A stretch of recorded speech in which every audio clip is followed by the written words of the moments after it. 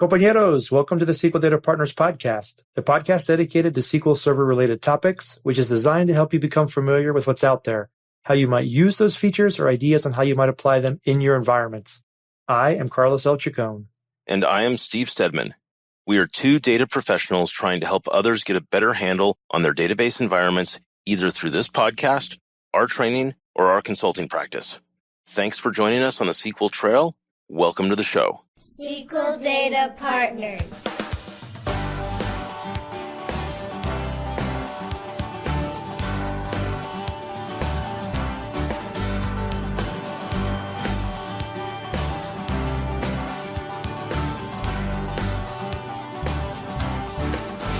Compañeros, welcome to episode 125 of the SQL Data Partners podcast. It's good to have you on the SQL Trail again today. Our topic for today is you must be an engineer. Ultimately, we're talking about technical writing and how to communicate technical terms to your coworkers or those who are going to come after you, management, whoever the audience might be there. Our guest today is Ray Kim. Ray is coming from the northeastern United States and has been talking quite a bit about technical communication. And so we're excited to have him on the program, get some of his thoughts. And so we're interested to kind of get some of his takes on how we might improve some of the documentation that we're putting out, if we're putting any documentation at all. So we do have a couple of compañeros shout outs today. One, we wanted to give a shout out to Muhammad Oasis and Thomas Cronawitter. And these are both a little delayed, so we apologize, guys, for this delay, but they were checking in with us. They had noticed that we had missed a couple of weeks, just wanted to check in, make sure everything was okay, and that at least a couple compañeros were. Also saw Lucas Fernandez of Argentina showing off on social media his SQL Trail t-shirt. You're looking good, Lucas. I want to give a shout out to Rick Hygas. He's from DB Best. They do quite a few Oracle migrations, Oracle to SQL. I had some questions, and I thought it was interesting that I could reach out to him and get some insights from a competitor, basically, on what I might be able to do as I service some of my clients. Also want to give a shout out to Douglas Kemp. Douglas Kemp actually was the one who approached us about doing the tips and tricks originally. He also wants us to talk about the on-ramp to Azure SQL Data, how people have been making that migration, and some ideas on what he might need to know to get started there. So we do have some ideas for that. In another episode, we'll be talking about that. Now, compañeros, you'll notice the last couple of episodes, we have included some additional sounds, and I got a little bit of feedback, and I want to get more feedback, right? So we are trying to do some different things. At the end of the day, I want to have a little fun with this, and my thought was to include some, sound effects, for lack of a better word, into the program. That's not necessarily coming across as super helpful for some of you. And so I'm interested to know, right? What do you think? Is it adding value? Is it detracting? Is it a plus or is it a negative? Be honest, right? Ultimately, I'm very interested in interacting with you. I don't want to add more work to myself here, but if it makes it a little more fun, a little more interesting to listen to, then that's what it's all about for me. And I'd be interested in getting that feedback. So I do have a little bit of information on the Compañero Conference. The dates aren't yet finalized, but I can say that it is coming. One of the goals that I had for myself, if you listen to the retrospective, was that I wanted to have at least one sponsor before I moved forward with the conference again. I have that sponsor now. And so while all of the details aren't yet available, the details going, one, it will be held in Richmond, Virginia. We know we are going to go to 2.5 days as opposed to the 2 days we had last year. So we're going to start on the afternoon of what we think is going to be a Wednesday. So Wednesday to Friday. And then we also know that on Friday, we are going to have labs. So those are some of the details that we're still working out. But as far as the when and the other details, that will be coming in future episodes. So if you have plans for training or you don't know what you're going to be doing, we'd, of course, love to have you on the SQL Trail. And so now it's time for a little tips and tricks on the SQL Data Partners podcast.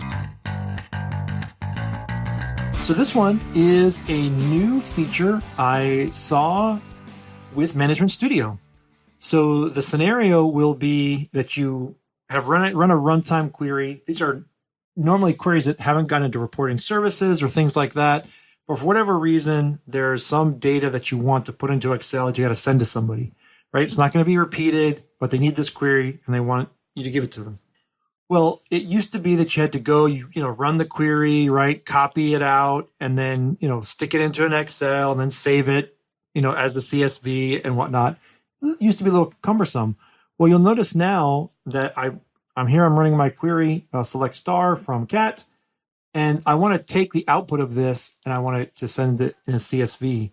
So what I can actually do is right click on the data here, save results as, and now the option is I can actually save that result or a tab delimited file.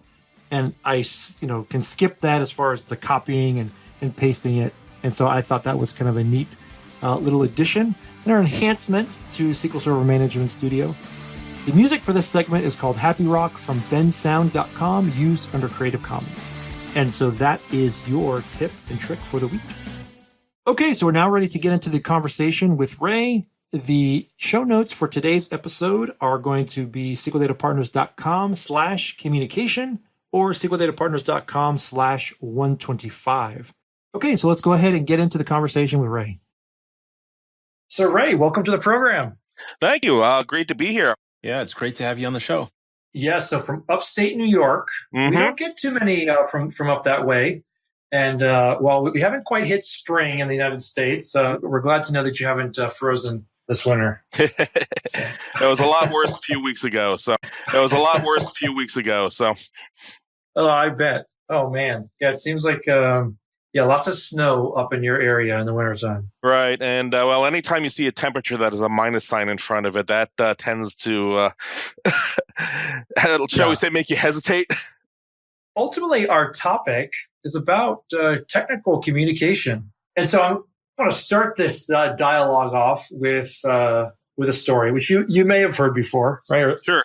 The story goes that this man is flying around in a hot air balloon, right? And he realizes he's lost. So he sees somebody down below. So he goes down a little further and he shouts to the man on the street there walking, and he's like, "Hey, I promised somebody I'd meet him. I'm trying to get there in this air balloon. I'm about an hour late and I don't know where I am." Right? So the guy down on the ground says, "Well, you're in a hot air balloon.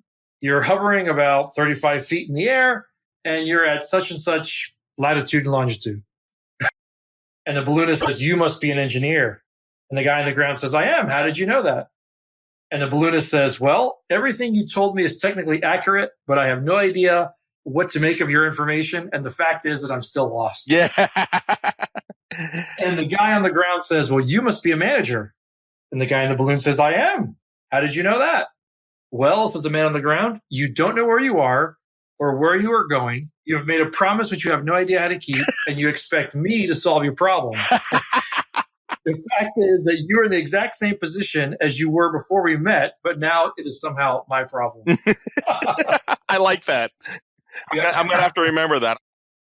And so I think this kind of sets up this conundrum, right, that we have between the IT worker and the non-IT worker. Sure. And everybody's experienced it. And we experienced it lots of different ways. I mean, it can be outside of technology as well, right? Whether or whatever else. And one person is saying something, but the other person doesn't quite doesn't quite get it or understand it. Right. Yeah, you pretty much hit the nail on the head. As a matter of fact, one of the things I was going to mention, that technical communication may not necessarily be about technology, and you can't see me over the air, but I'm using air quotes around the word technology here. Yeah, and so that can be very, very difficult. And so some of the projects and whatnot that we work on, even documentation, right? So documentation is one of those things that, I think most of us, for lack of a better word, just dread. Yeah. and don't do so well. Right. And, and we do it, one, if we're required, or two, we're moving on to a new position and we kind of have to do a brain dump of everything that we know for the next, poor soul who has to take our spot. Poor soul who has to take our spot. Yeah. However, that being said, we're also the ones who want the documentation when it's coming from someone else. Right. Yeah, that's a great point. Yeah, so we want to consume it. We just don't want to create it. Mm-hmm. Yeah, there's a lot of that around.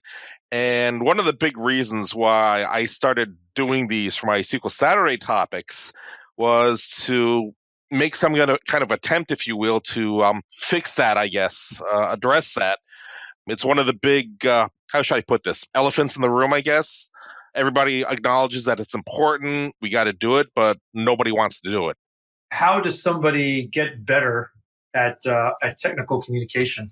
The short answer is practice. Just like everything else, I mean, you want to get good at something, you got to practice it. Let's take the advantage that Steve brought up. Yep.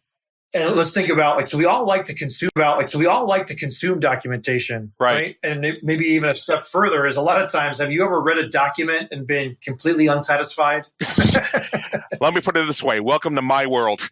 Yeah. A lot of the times, I mean, a lot of the documentation I write for exactly that reason.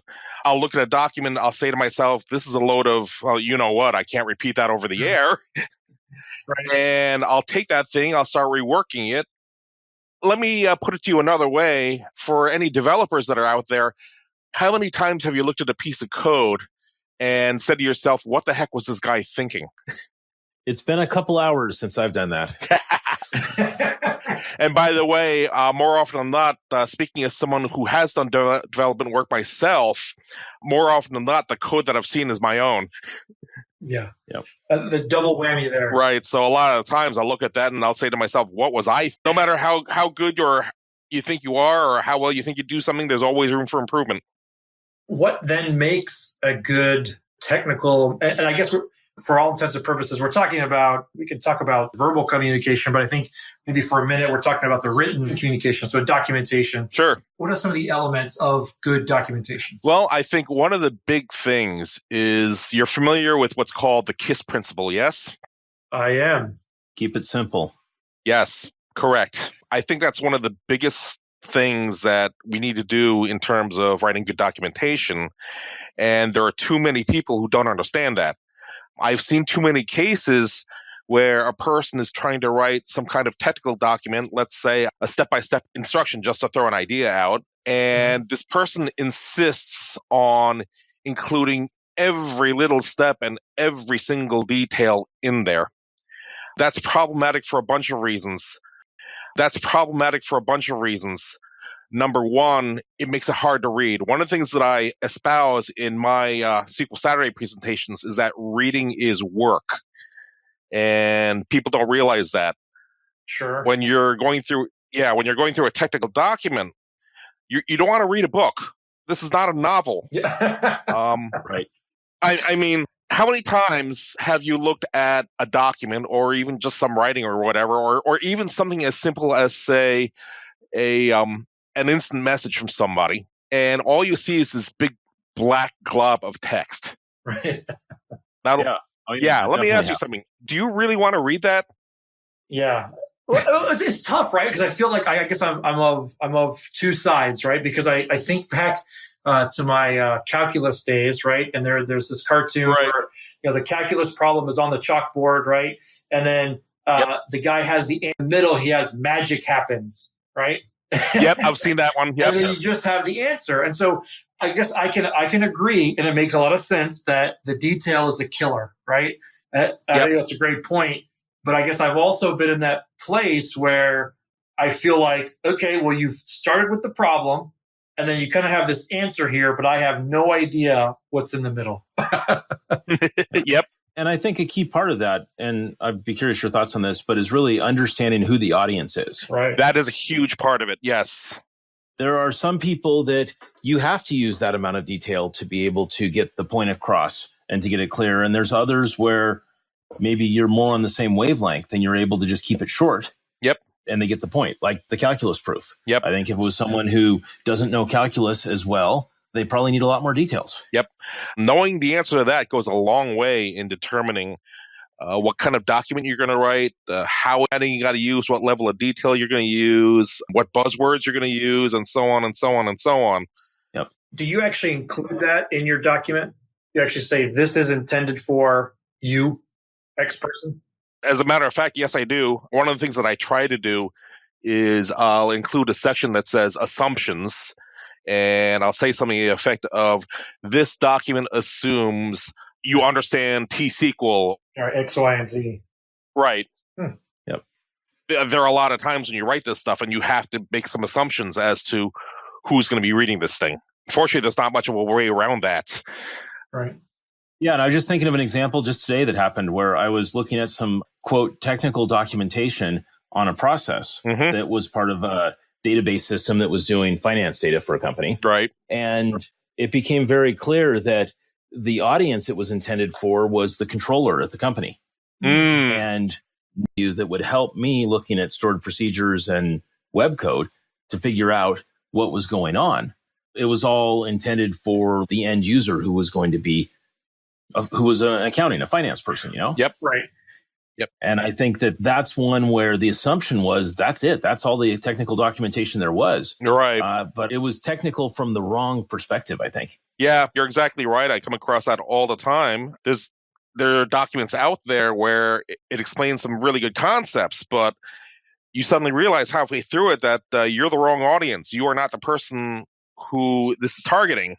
Right. And that can be frustrating when you're going through instructions. Yep. And what's interesting is when you're the one writing that documentation and you need to get buy-off from different areas. You need to get buy-off from some technical people as well as from maybe some management or marketing people that are outside of the technical realm. That is correct. And the same document, the same document may be expected to work for both of those environments. And I think what ends up happening with that is it ends up being worthless to both parties, probably. Yeah. Right.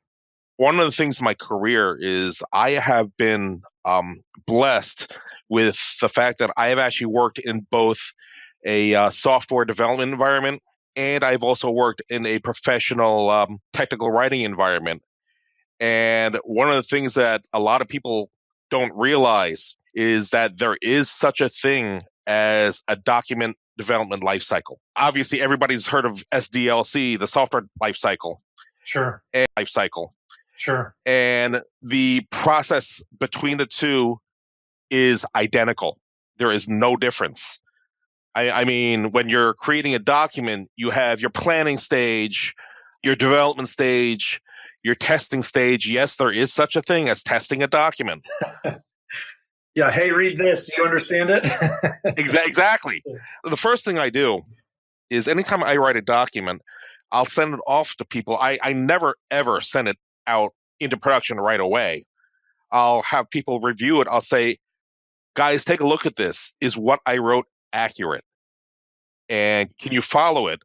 Right. And I've even taken draft documents and put it in front of people and told them, go through this thing and follow the instructions and let me know whether they work for you. Yeah. Okay. You get that feedback, you get your results back, you take it back, you're going to have to do a little bit more damaging than not. Results back, you take it back, you're going to have to do a little bit tweaking, and then you go back through the process again, rinse and repeat. So what are your thoughts on like pictures or diagrams in the documentation? Because I know sometimes it seems like they're helpful, but other times it seems like they're done poorly and they're more damaging than not having a picture. A picture is worth 1,000 words. You've heard that saying all the time. It's an overused cliche, but it's true. I remember very early in my career when I started doing documentation, one of the very first things I worked on was, let me back up a little bit, a little background information for this. I did some support and operations work way back when. And one of the devices that we had was a Worm jukebox. I don't know how many listeners are going to remember those. I was going to say, I remember jukebox, but worm jukebox? Yeah, Worm, it's an acronym for Write Once, Read Many. Yeah. And basically, the jukebox was located in an area that was traversed by a lot of operators doing other things. And of course, just like any other technical or any other mechanical device, it's going to break down. We couldn't be there 24/7 to keep this thing operational. So we came up with the idea of teaching these people how to operate this device. Now, platters were kept in a cabinet, and they had to be inserted into the jukebox a certain way. So the first problem that I came across was, how do I explain to these people that the A side has to be up, this side has to be facing towards you, it's got to be inserted this way. And I tried writing that out and was having a lot of trouble doing so. Hmm. Now, that's when I came up with the idea of drawing a very rudimentary black and white, I don't want to say stick figure, but a simple drawing in. I will say this: it's long enough ago that I don't remember the details. I mean, we're talking Windows 95 software. That's how far back that goes. Yeah, so some Paint or something like that. Yeah. Right, whatever it was, and I sketched out what it should look like, and I put in this document. And next thing I knew, I had an instant working document that worked well for these operations people, and it actually became a very successful document. Yeah, no, that's interesting that you bring that up, because you talked about different audiences, but then I also feel like there are also different mechanisms now, or different ways to record that document. I mean, we've been talking a little bit about written word, but how many times have you to look something up? I mean, all the time. All the time, right? It seems like, at least in video form, for the most part, those tend to be very structured, and it tends to be, I won't say corporate, right? So it's like some kind of training, like, harassment, or, some corporate policy training that would incorporate some video.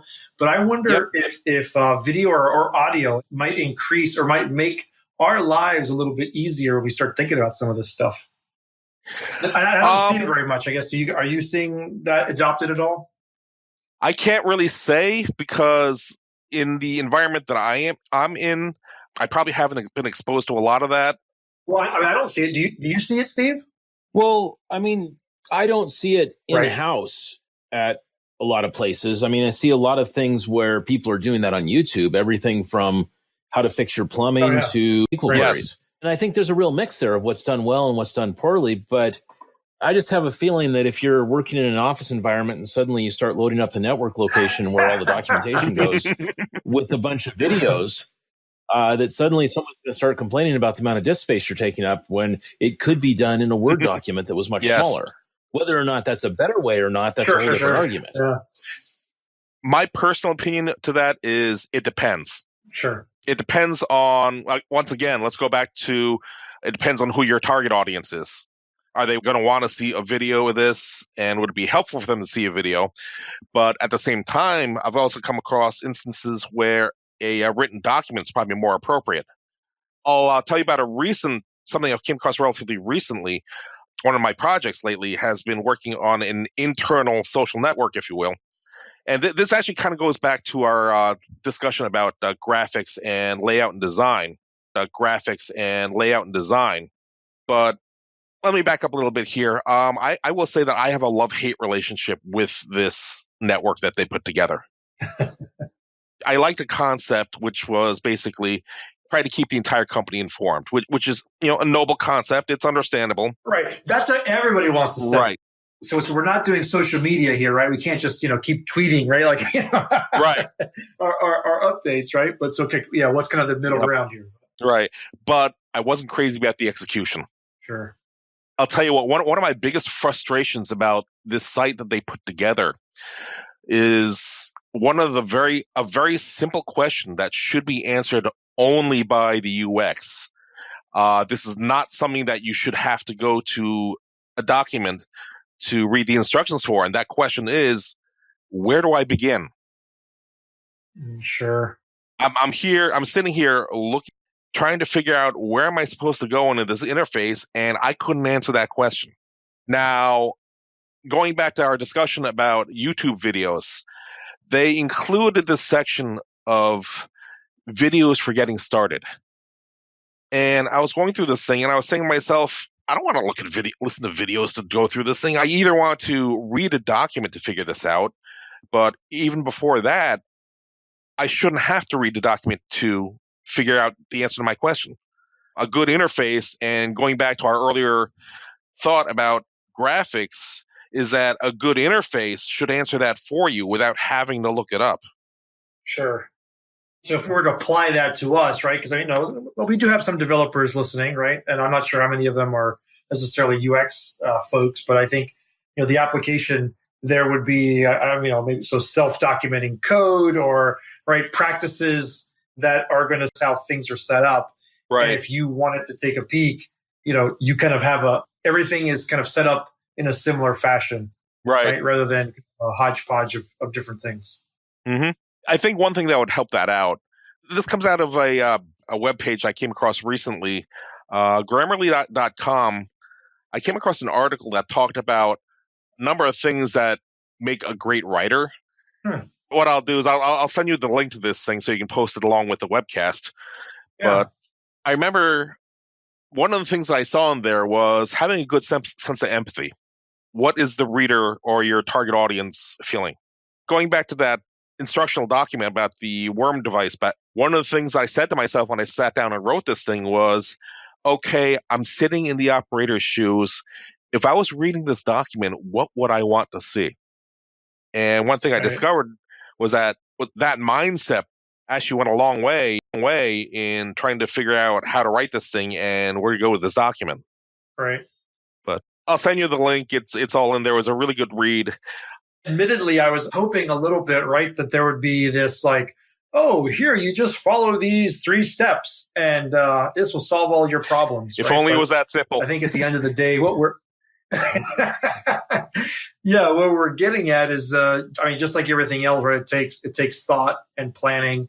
And you do have to get out of your own shoes a little bit, right? I think so. Self-questioning, like, hey, if I wanted to read this document, what would be helpful to me? Mm-hmm. Yeah, I think a great question, but super hard as well, right? Yep. Because the reality is, I think and almost a sense of my immediate thought is the scope creep. And, well, maybe not scope creep, but like just the sheer amount of information that we'd want. You're like, too hard to start. Yeah, that's true. That may be one of the things that probably discourages a lot of people from doing better documentation. Right. I've worked in different environments and I've heard excuses like, this takes too long. I'm not a good writer. I'm terrible at this.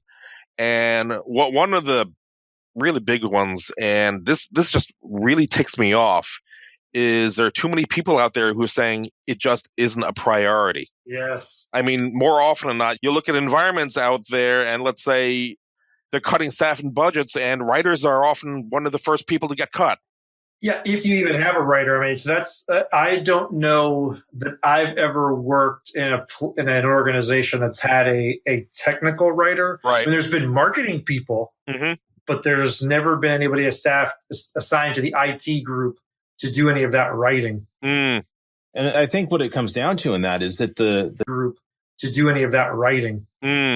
And I think what it comes down to in that is that the technical people are the ones who end up doing the writing. Exactly. And back to the arguments that you were calling out there, the things like I'm not a good writer or I don't have time for it or it's not a priority, those kind of things. That really all comes down to the environment you're in. Yeah. Right. And the trust and understanding. And if you've got someone who's a great developer, but they're a horrible technical writer, well, they could probably still do great technical documentation for other developers to use, but they may not be the people you want to have writing the technical documentation for the customers. Yep. As a matter of fact, that actually brings up another great point. Let me back up a little bit. One of my previous jobs, they put together an admin guide, and I put that in quotes, by the way. Basically, what they did was this guy took all his scratch notes, completely unorganized. Nobody could follow this documentation to save your life. Nobody could follow this documentation to save your life. This guy insisted on putting the same information in multiple places, which in itself brings up a problem of maintaining this thing. Sure. But I won't talk about that now just for sake of time. But basically, he threw this thing together and put it in a Word doc and sent it to the customer and said, here's your admin guide. Yikes. Wow. And this thing was full of grammatical mistakes. It was nearly impossible to follow. There was absolutely no organization whatsoever. I remember going to I couldn't read it. So what should be a good flow? I mean, we talked about testing it, meaning, giving it to somebody else to read. But what's a reasonable expectation if we're going to go to the time, take the time? Now, again, I'm a technologist and I'm writing documentation. What's a reasonable expectation? It depends on what you're documenting. It depends on the scope. It depends on, the audience. Okay. It depends on a lot of things. So that's not an easy question to answer. Yeah. I get that, right? And I would hope, obviously there are exceptions, right? But I would hope that most, and I guess if you're developers, maybe that's a different scenario. But I'm hoping that most of us are not writing documentation that's going to be customer facing. As a matter of fact, one of my arguments for making sure that you have a good writer, let's say you are a customer and you receive instructions, an admin guide, even just simple marketing materials, and it looks like it was just thrown together. My question is, would you want to do business with this organization based on that document? And it looks like it was just thrown together. My question is, would you want to do business with this organization based on that document? Well, unfortunately, they've already paid at that point, right? So it's a little too late to make that decision. Well, yeah. It doesn't give you the warm fuzzies, I'm sure. No, it doesn't. And basically, if you get a poorly written document from your company, like you said, it doesn't give you the warm fuzzies. Mm-hmm. The question, would you want to do business with them again? Yeah. And I guess it really comes down on that documentation to were they able to convey the point to the point you could use it, even if it was poorly written? I mean, it would certainly impact whether you're going to do business with them again. Right. Okay. If I were to make a checklist of things, so if I wanted to get better at writing, right? Number one on my list, practice. Think about the audience, right? Who's this intended for? Sure. Then depending on who that audience is, it's going to specify the level of detail that I have. Maybe I think about different forms of documentation, right? So images, words. We talked a little bit about audio or video as well, depending on the situation. Sure. And then trying to keep that as simple as possible. Sure. There are a lot of other points too, probably too many to include in just one single podcast, so I won't go through all of them. I will mention a couple of more things. Going back to the illustrations, pictures thing, a picture may be worth 1,000 words. However, if you don't use them properly or don't use them well, there is such a thing as bad graphics. It's entirely possible that a picture could be worth exactly 0 words. Sure. Does that really come down to just like the resolution or the size, or like the resolution or the size, or what are some of the factors? No, this is nothing to do with size or resolution. What is the context that you're using the image? Let me give you an example. For my last job, these people absolutely insisted on putting out a checklist that was done in Microsoft Word. First of all, there's absolutely no way in heck that I would have put it in Microsoft Word.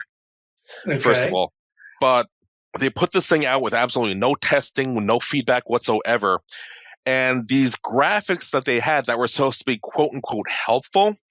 Now, you know how Microsoft Excel works. You have multiple tabs on there. Mm-hmm. What this person did was he put this graphic on a separate tab. And on this checklist, you had a hyperlink that went to that tab. Now, first of all, right off the bat there, you got the problem of having to go back and forth between the tabs, which is a pain. Right. I mean, if you're a reader, do you want to do that? Graphic itself, and the graphic was useless. Interesting. Yeah, it was long enough ago that I don't remember what the graphic exactly was, but I'll give you this analogy. Have you ever looked up something on Google Maps? And the point on Google Maps is zoomed in so close that you don't see the name of the street, you don't see the name of the business, you don't see what city or even what state it's in. Sure. Right. What good does that do you? So that's what I'm talking about. I mean, your graphics are just as important as what you write. So that's an example that I would give you of a graphic that is worth exactly 0 words. It's useless. I mean, what's the point of having it? Okay. So then with that, shall we wrap it up with the SQL family questions? Sure.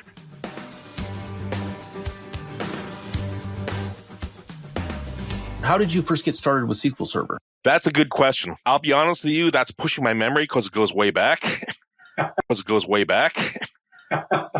I will mention that my first experience with databases was my first job out of college. I was a lowly computer operator, making sure things were backed up and things were functioning. I had to check on tapes for a database, and this is going way back, called Informix. Mm-hmm. Yep. I think Informix is still around. I'm not sure. I think they are. But I remember learning a little bit of T-SQL there, and that's pretty much where I first started. Okay. A later job, I actually worked on a project where I came up with an automated server inventory system, and I actually managed to come up with a system that pulled all that information off of there.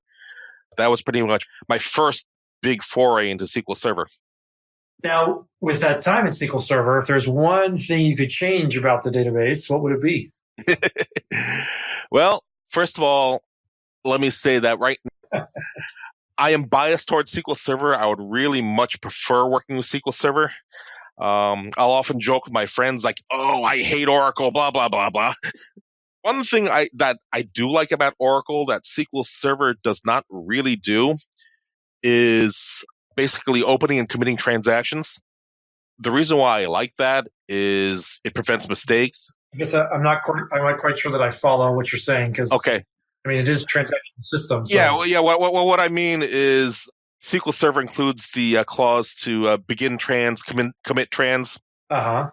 SQL Server, basically, it's not intertwined, if you will. The begin trans, commit trans don't actually happen unless you specify it to happen. Whereas in Oracle, it pretty much makes you do it. Once you run a transaction in Oracle, you pretty much have to commit it. It makes you do it. The reason why I like that is that it prevents too many, if you will, server. How many times have you written something like delete from table and you realize, oops, I didn't want to do that.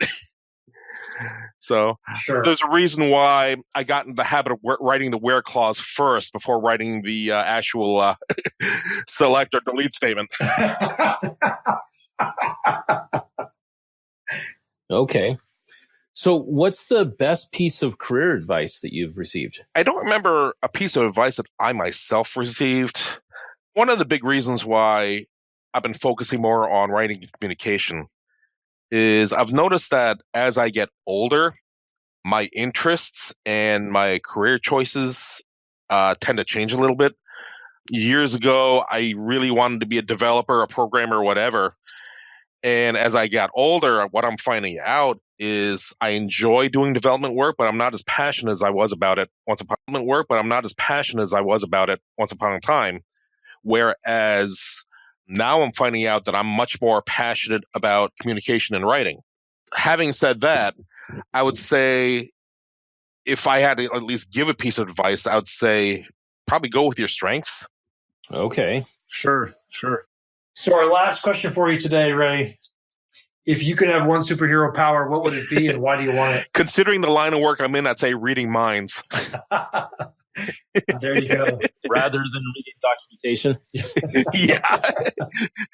Yes, especially of dearly departed coworkers, right? You were like, oh, Right. I'd love to be able to grab some of that information. Yep. Well, awesome. Well, Ray, thanks so much for joining us today. We do appreciate it. Great insights. Thank you for having me. Yes. Yep. It was a pleasure. Thanks, Ray. So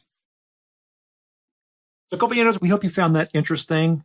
I do think, as always, right, getting other folks' take. We will point you to the Grammarly.com article that I mentioned.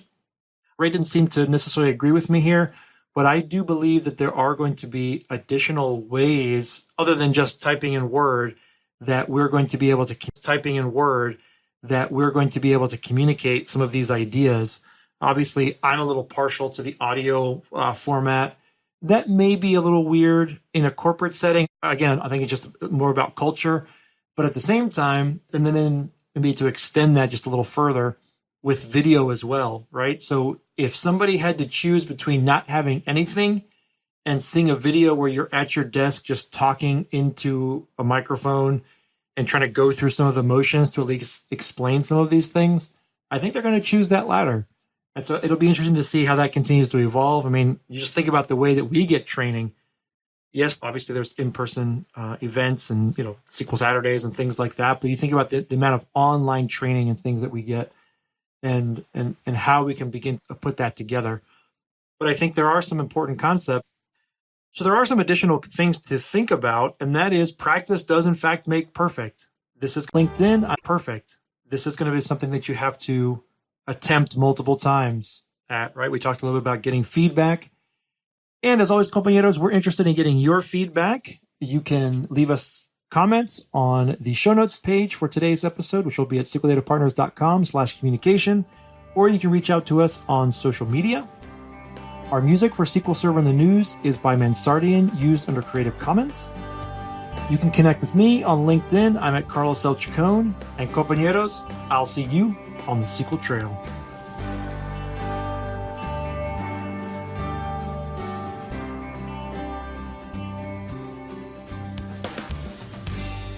SQL Data Partners.